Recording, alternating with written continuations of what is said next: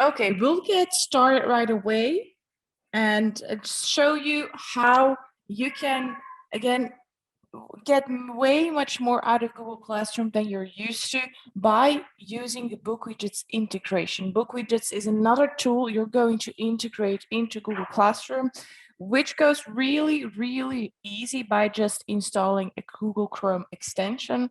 And then you're good to go to open up a complete new universe within Google Classroom, which will allow you to create interactive exercises, share them with your students, grade them. They're automatically graded, but you can grade them and review them, give feedback as well, and send it back to your students. So, of course, Google Classroom is the main thing we're going to see. Everything will go in Google Classroom, but you will be able to add something completely new as well that gives Google Classroom much more value. And the thing you're going to install is the BookWidgets Google Classroom integration. It's a plugin. So I've installed it in my Chrome browser. You can see this by this icon. So you will see this icon. It's a BookWidgets Google Classroom integration. And if you open Google Classroom in your Chrome browser, you will see that this icon gets a color as well. This is really important. I'll show you later why. And it's also important to know that as a teacher, you have to work in Google Classroom in the Chrome browser.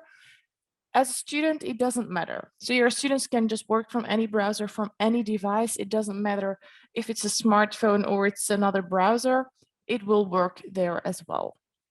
But as a teacher, work from inside Google Chrome. Okay, so what I'm going to do is create interactive exercises, share them with my students, and show you how you can avoid a lot of grading work by using BookWidgets as well. So the first thing I'm going to do is just clicking on a course and go to my classwork.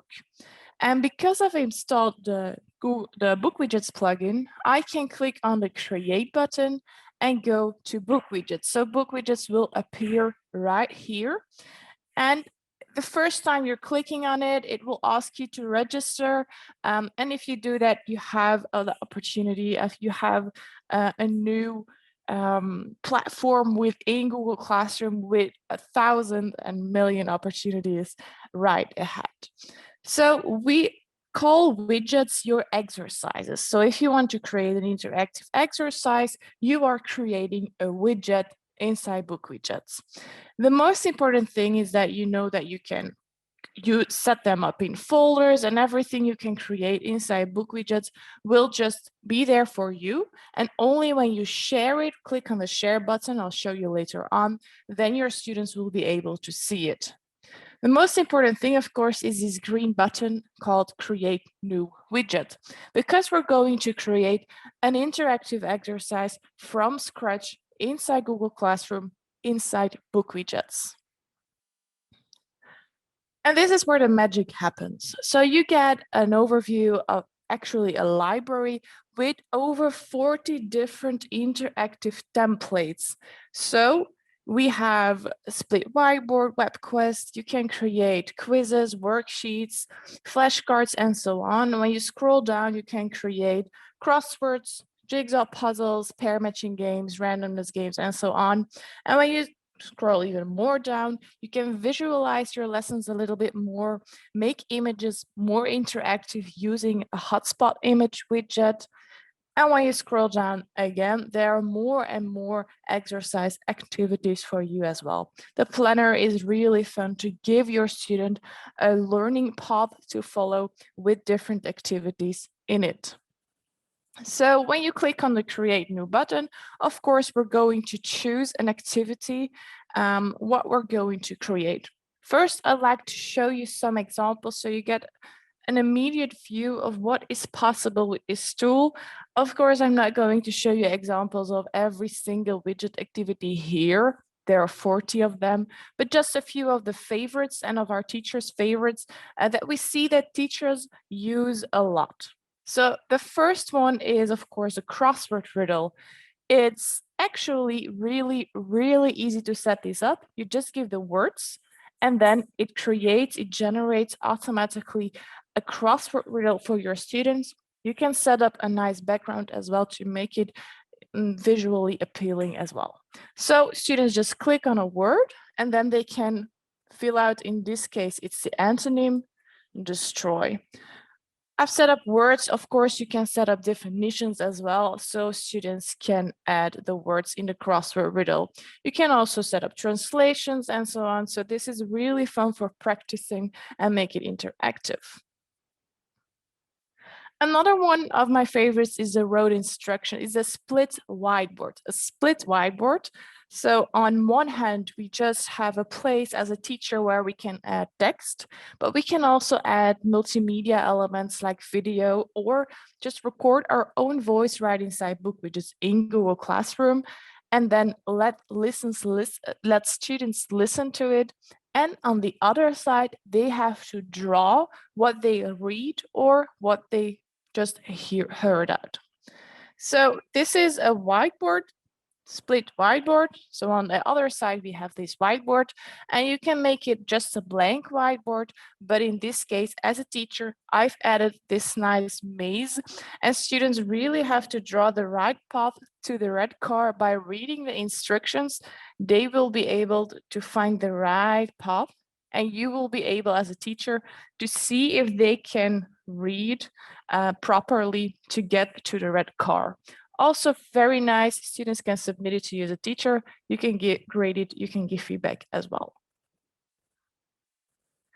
Then we have this worksheet, and the worksheet is our all-time favorite because of the variety of question types. So with this worksheet, students or quiz, it's kind of the same, there's just small difference here, but you can add over 30 different question types, and students, this makes it easier for more fun for students, more interactive. It's not just about filling out multiple choice questions over and over again, but it's really giving them an interactive way of showing their knowledge to you as a teacher. So we have fill in the blank questions. Here it's a category question where they have to mark things in a sentence and so on, clear it. We have drag and drop question types. They have to find mistakes here. You can create tables, true or false question types. Also, this table, that's also possible. Name this, annotate picture, question types, and so on and so on. The whiteboard question types appears here again. You can let students import a picture. You can sentence ordering question types or text ordering question types is all possible and very interactive.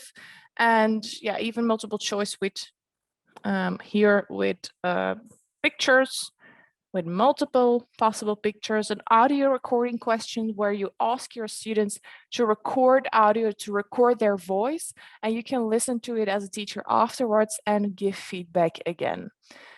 Connection questions with text and also with images and also with audio. So in BookWidgets as a teacher, in the question types and in other widget types as well, you can just record your voice instantly and add it in a question. So if students click here, they will be able to hear what the teacher says and what the sound is behind this icon. I don't know if you heard that because of my computer settings, but normally you could hear me say een bever, which is Dutch for a beaver. And so they have to make the connection. So much more possibilities here, drag and drop questions on images, in boxes, and so on. So that's all it's a new universe opening up for you to create easily interactive question, interactive assignments, homework, also just rehearsal exercises for in your classroom. Another one that's also really interesting is a split worksheet. So we had the worksheet with all the questions, and as we saw the split whiteboard, it was split with one side and the other side, and this kind of goes the same way. We have all the question types, and on the other side, the teacher puts ready a text. In this case, it's a PDF story of Kung Fu grasshoppers, but you can also put videos here, YouTube videos, images, type your own text or embed other websites with fun exercises. And what you can also add audio as well. And on the other side, your students have to fill out the questions about this side. So really fun for reading comprehension, listening comprehension, and some other fun things as well. So these are a few of the exercises that you can create, but again, keep in mind, you can create much more with it as well. So I'm going to show you how it works. You click on the green button, create a new widget. So now you're going to create your interactive exercise from scratch. You just click on, for example, this worksheet. We're going to make an assignment and my students have to fill it out. So a worksheet, and this will be all for every single widget type you're creating. This will be the format, the layout. So the first step you'll always have to do is add a name of your exercise. So European capitals, like this. So that's my title. Then I'm going to go from up to down. So the first thing I'm going to do is add my questions. Then I'm going to take a look at the title and the reporting options, the general options, and these other I think 99% of all cases, you don't need all the others. I'll just go and strict myself to the first 3 tabs. When that's done, I can, of course, share it to my Google Classroom. So these buttons you'll always see in front as well. So you can go to preview to see how your exercise looks for your students right now without actually sharing it. You can share it and you can just close your exercise if you're not done working, but you're done working, but the exercise is not complete yet. You can work on it the other day. Every single thing you add will be automatically saved inside BookWidgets inside Google Classroom. So the first thing we're going to do is add a question. And this is where this is actually why BookWidgets is a partner of Google Classroom, as they found that they do have Google Forms, but it's not specially designed for teachers. They are trying to do the best to focus on teachers more and more with Google for Education. But this one really stands out because of the variety of all the question types teachers can create. So there's much more to it than just a multiple choice or a fill in the blanks question. So these are all the question types you can create. The only thing you have to do, of course, is pick a question and just make it shine. So the first thing I'm going to show you is an audio picture match question. So how your students can match audio with images. I'll click on the question type I want to create. And then again, I start from the top and I go to the bottom. So everything I encounter here, I'm going to fill out. I'm going to read first and fill out. So match the sound with the right monuments, countries. Okay, so they have to match the sound of a country with the right monuments, like this. And I'm going to add my pairs. So just click on add and you're going to add the pairs my students have to match. And this is also something really interesting in BookWidgets. When you're adding questions to a worksheet or an assignment, you always have to put in the answers already. So what's right? BookWidgets will randomize it and scramble it up for your students, but you have to put it in right. So they know, so BookWidgets knows what is right and what is wrong, and your question can be automatically graded. So the first thing is I'm going to add audio, and it's going to be France. So I have to add an audio fragment. And you can choose a file from your computer. You can import a file from your Google Drive, or you can record straight away here inside BookWidgets. So I click on record. I click on this button. I allow this. Friends. So I just accept my recording, and my recording is right inside. You can change it if you want. You can even download it from inside BookWidgets. So I want them to connect France with, of course, a monument that's in France. So I'm going to choose an image. So you can choose one from your computer, and again, you can find one online. So you have immediately access to the Pixabay library, which means that these are pictures you can use copyright free. So they're free for you to use. So France, or maybe just Paris, there are more monuments. And of course, I can choose the Eiffel Tower. So that's my first pair. Of course, it would be too easy. So I'm going to add another one. I think I'm going to add 3 of those. Add another one. Italy. Record. Italy. Accept. Image. Rome. So you can see that once you get the hang of it, it goes really, really smooth. Add.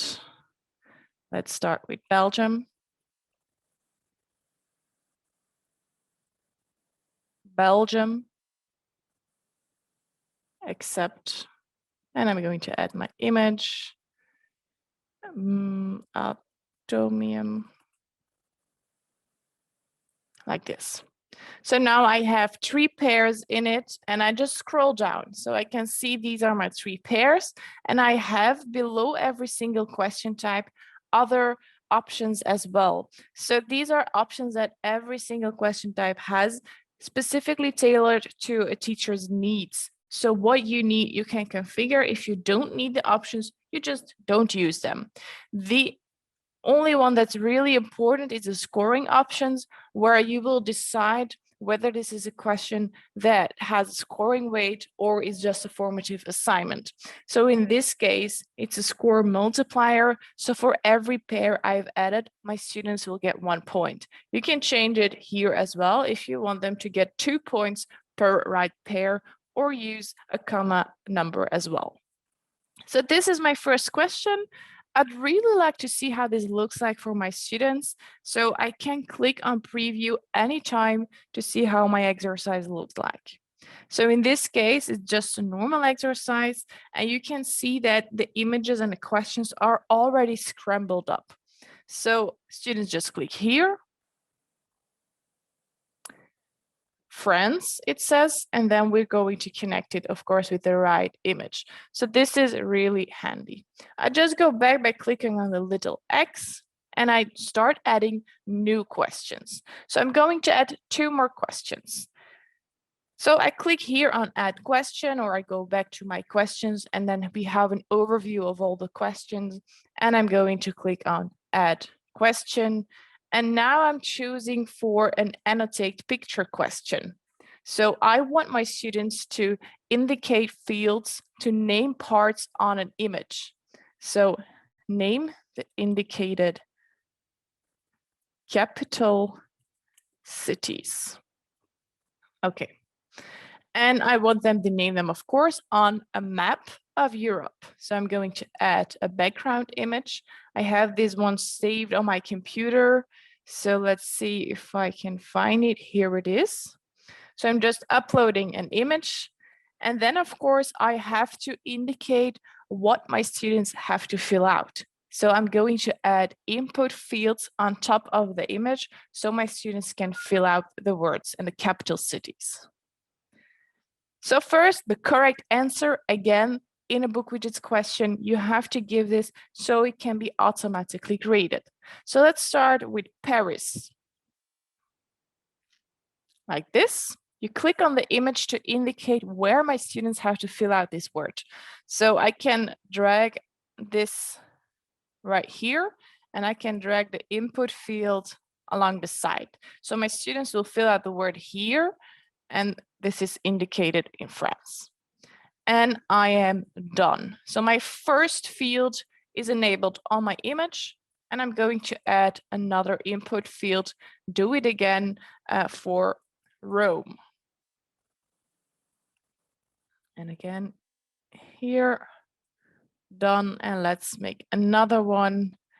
Let's say Madrid.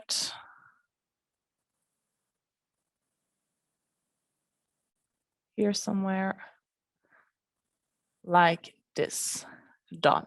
So my second question is done already. So I go to preview to see how this looks like for my students. So we have the first question, and then we have the second question. So on this image, my students can fill out the capital cities.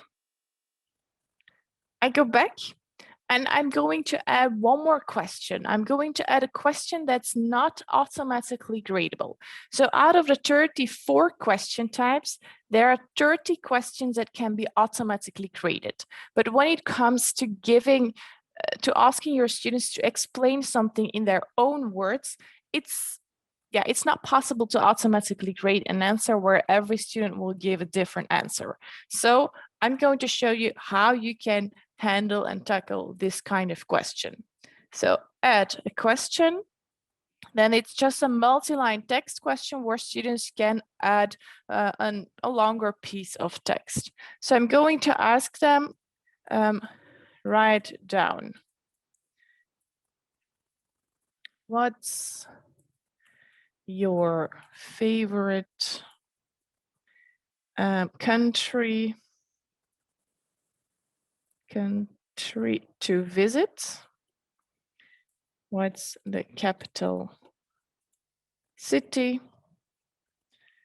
What's your favorite spot? Okay, so it's just a writing exercise, and of course every single student will tell you something else. This is actually the only thing we have to do, but again, go down, take a look at the scoring option. This question is on 1 point. I'm going to give it on 3 points as they have to write at least 3 sentences. And again, go to preview, and then you can see it's just a blank space where my students can type their answer. Okay, when I'm done with all my questions, I have 3 questions, I go one step down to title and reporting. And this is where it shows that it's really made for teachers. You can choose whether you want your students to, when you want to enable your students to submit their answers to you or not. In this case, as a teacher, I really want to see how they did on my exercise.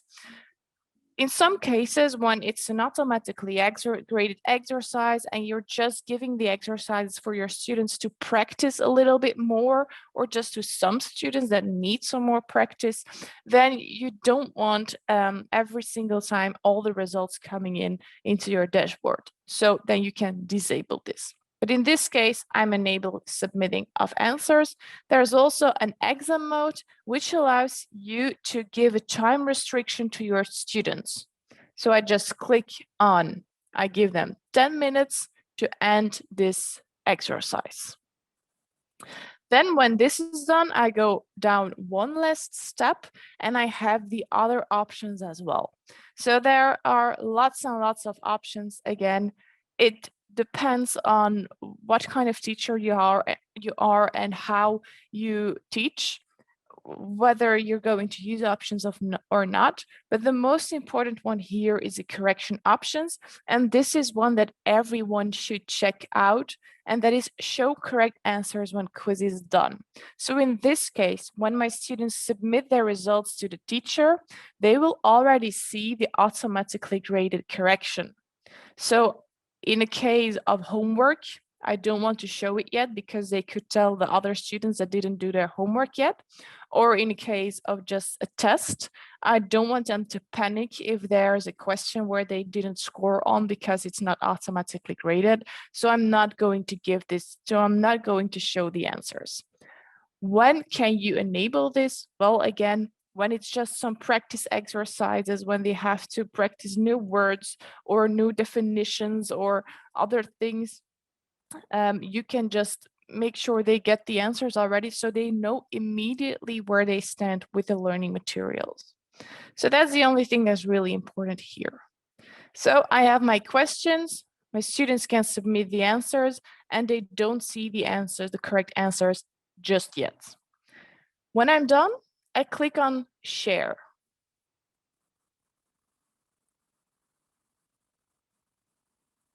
And I can send it to a course in my Google Classroom. So in this case, it's my geography course.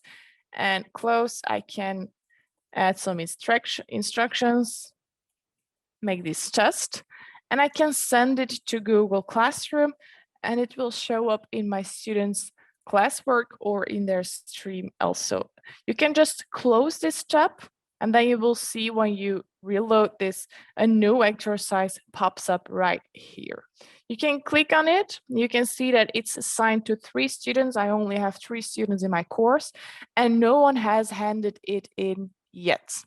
So now I'm going to show you something else from the student view and the teacher view. So there is a special thing that you can do with BookWidgets, and that is track your student progress live in Google Classroom. So when you click on the plugin that you've on the BookWidgets plugin right here, you can click on Live Widgets. And this takes you to a dashboard that allows you to see what's happening live and if students are working on your assignments at this exact time. In this case, not yet, because this is another course. It's not my course. It's just USA exercise from past, but it's not my exercise of European capitals. So the first thing I have my live widgets tab open. So now as a teacher, I can follow up on my students that are making the exercise I've just shared in my Google Classroom with my students. On the other side here, I'm logged in as a student. So I go to my geography course and I can see this new exercise in my stream that's just been posted, or I can go to classwork and there I will find the exercise as well. So you just click on European capitals and you click here on the link that's assigned. The exercise will immediately open, and in my live widgets dashboard, when I'm refreshing, I can also see that my course, so a new course appears, and that here the European capitals exercise is being detected. So someone has started this exercise and I can open it, and then I will see a list of all my students that just logged into my exercise. So you can see that the last activity of this student was less than a minute ago, but she didn't do anything yet. When she's starting to fill out the questions, you will see the live follow-up of the dashboard right here. So let's fill out this quiz. This is France. So here you can see immediately that she already made 1 out of 3 connections right. We're going to do this again. Italy, Belgium. So you can see it gets colors as well. So if you have all your students in your dashboard, you can immediately see the good students that know their stuff and students that need more help or more guidance that don't know it yet. Then let's see here. So you can see it's responsive. So if I open this, you will see the fields on the image. But if you drag it a little bit on smartphones, you will see it like this. So Paris, Rome. Let's make a typing mistake here. And we also have Madrid. So again, you can follow up. You can see that student has is on our second question, and then we can make the last one. So my favorite vacation. Okay. Destination is, and so on. So there's one more thing I didn't show you in this live dashboard, and that is that you can click on your student's name to see what's happening. So in this case, in my last question, it's blue because it's not an automatically graded question. So I can click on my student's name and then I will open her work so I can see what she does right and what she does wrong already now. So if I type, I will also see her typing live here. Is Italy the capital city? Let's make a mistake. If my autocorrect doesn't correct it, is Rome. Writing mistake again. My favorite spot is Amalfi. So again, here you could see her type as well. So that's possible in questions that are not automatically graded. You can still see her answering something. And this live dashboard works from when you're remote teaching, but also when you're in your classroom and all your students are behind their computer screen, you can still see if they're working on your exercise and if they need help or not. So if you can see that a student is stuck or the activity of that student has been quite a while ago, so 10 minutes ago, then maybe the student is doing something else, or maybe the student needs help and you can just go over there and help them out.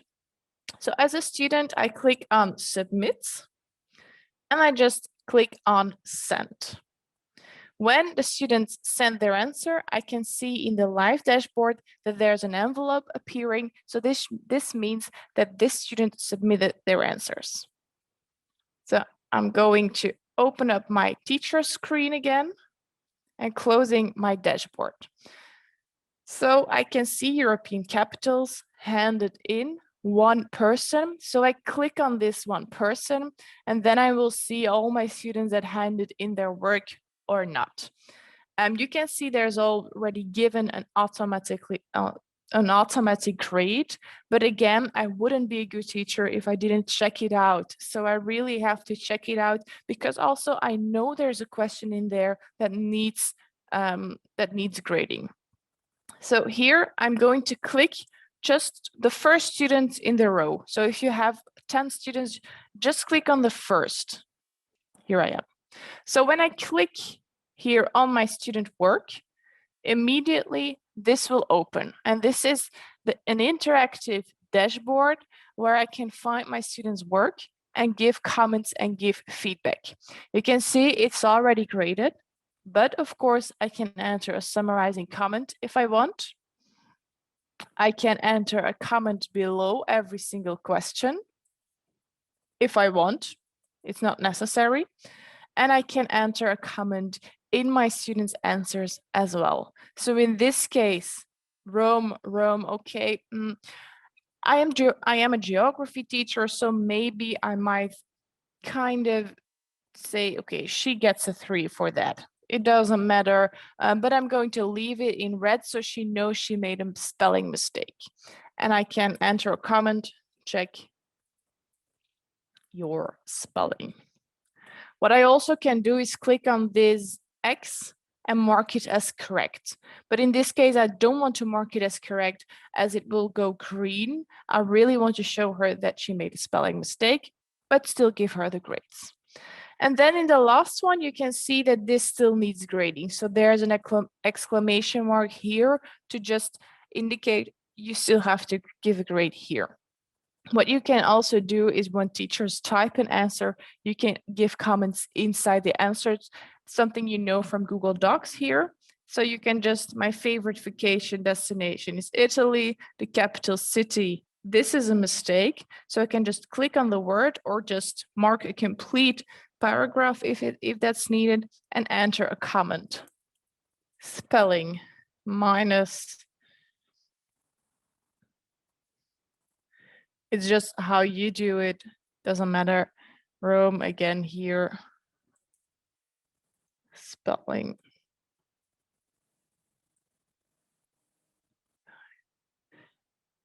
Okay, So those are 2 spelling mistakes. So she gets a 2 out of 3. So again, this is also a possibility. When you click on your first student and you have more students, you will see that a black arrow will pop on the side on this student's work. You just click on it and you switch to the other student. Then you just switch to the other and to the other and to the other. So you don't have to go back to Google Classroom, open the other student. No, it goes automatically. Just click on the arrow. There's much more to this dashboard as well, but that's something for for another time, I'd say.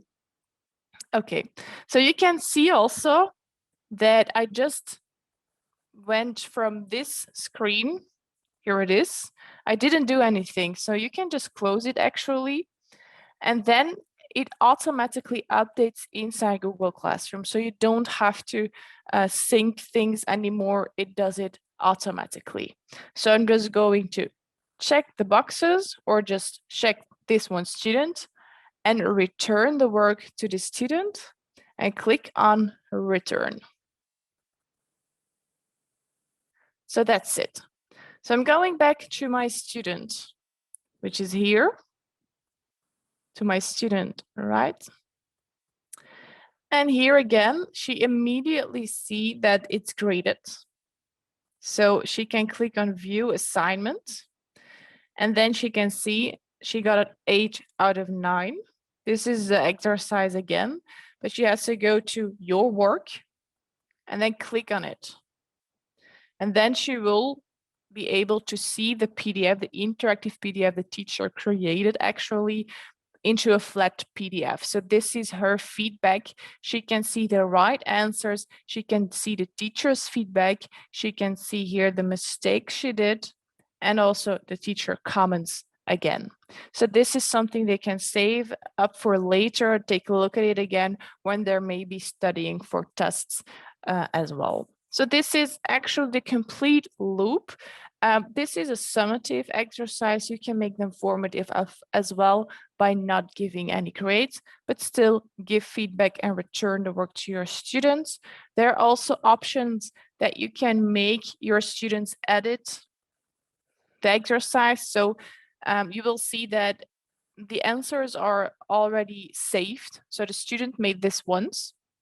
And as a teacher, you can enable an option that they can edit their answers, based on your feedback you just gave. That's also possible, and then submit it for a second time. So that's also a nice feature.